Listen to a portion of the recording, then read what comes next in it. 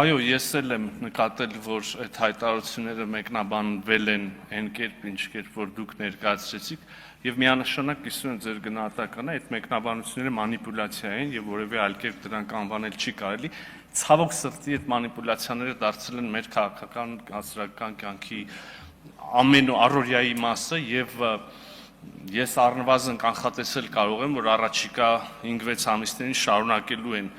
լինել այդ կյանքի մասը, եթե ոչ ավելի են աճելու, հիմա մասնավոր դեպքերի մասին երկու, գիտեք, ճաշակի հարցը, իրականում Եվրոպական միության բարձր ներկայացուցիչը աջակցությունը հայտնել Հայաստանում ժողովրդավարական գործընթացներին, ժողովրդավարական ընտրություններին, ինչը կարծում եմ խնդրալուց չի որևէ կերպ միայն ողջունել կարող ենք եւ շնորհակալություն հայտնել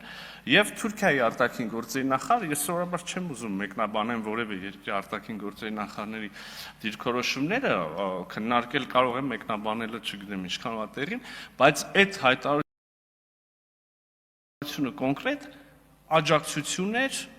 Հարավային Կովկասում են խաղաղության գործընթացին, Հայաստանի եւ Ադրբեջանի միջև հարաբերությունների կարգավորման գործընթացում վարչապետ Փաշինյանի ունեցած դերակատարությանը եւ նաեւ ստացվում է, որ Թուրքիայի դիրքորոշումն է խաղաղության գործընթացի նկատմամբ Թուրքիայի կողմից այդ գործընթացի ողջունելն է, եթե կուզեք նաեւ, չէ՞ որ ամեն ինչ չի շատ ուղիղ բան ասվում, հա, բաներ կա, որ այսպես փաթեթով կամ տողատակիրով եւ նաեւ խրախուսանք ուղղված կամ կոչ ուղղված Հայաստանին էլ, Ադրբեջանին էլ շարունակել այդ նույն ոգով խաղաղության գործընթացը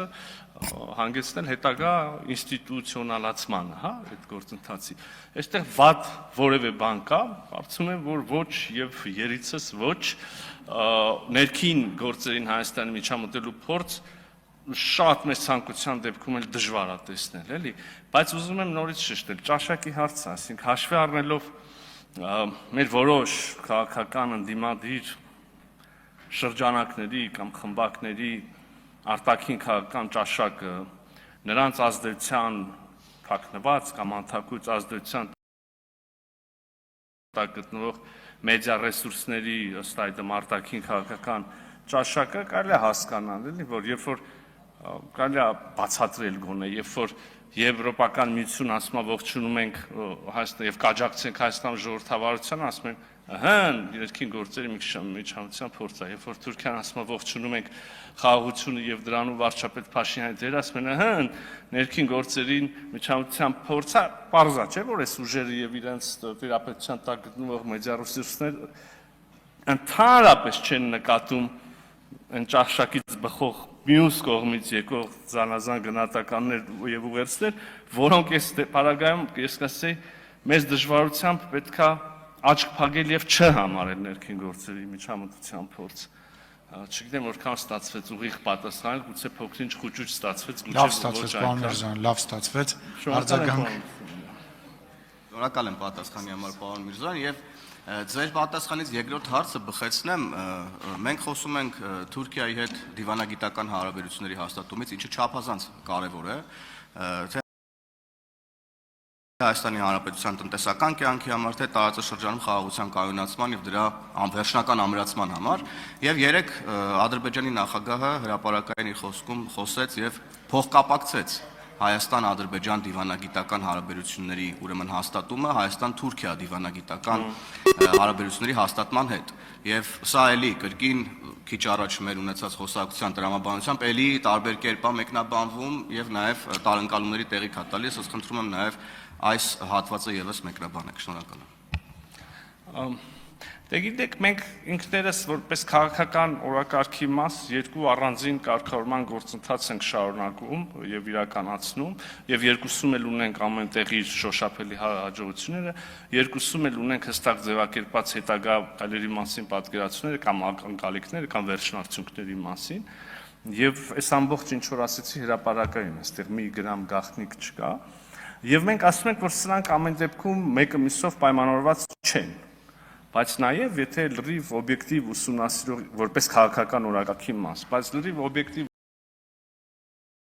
ուսումնասիրողի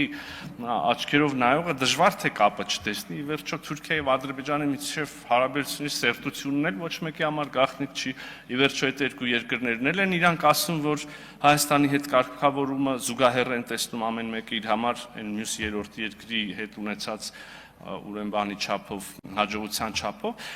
բայց այսինքն ինչ որ առումով այս կապը մենք պետքա ճանաչենք, բայց նաև դե իհարկե դա հո երրակողմ կարգավորում չի վերջո,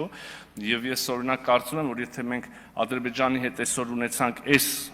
պայմանավորվածությունը մի քայլ էլ առաջ կատարեցինք, մի քայլ էլ ամրապնդեցինք խաղաղությունը կամ ինստիտուցիոնալացրեցինք, կարանք այդ քայլը անենք առանց սпасելու Թուրքիայի հետ, Թուրքիայի հետ մի քայլ առաջ ունեցանք այդպես եւ այդպես էլի զուգահեռ, բայց ոչ նույն օրը կամ բանով էլի, այսինքն այո, ինչ որ կապ անշուշտ կա, բայց դրանք դնել նույն տեղ, նույն վայր, նույն ժամ, երևի մի քիչ չափազանցություն կլինի, իսկ ընդհանուր առմամբ ես կարծում եմ, որ կարևոր է այնուամենայնիվ նկատել, որ Ադրբեջանի նախագահի եւ ինչպես մեր մյուս գործընկերների դիրքորոշումները, ինչպես եւ մեր դեպքում, այսինքն լրիվ խաղաղության գործընթացի գլուխները կախ, բերում իրաց գողոնը, հանձնում պետությանը ու մի բան էլ պակաս։ Բերելու եք, վերցնելու ենք հատիկ առ հատիկ։ Ոչ մի գողացող չի պլստալու։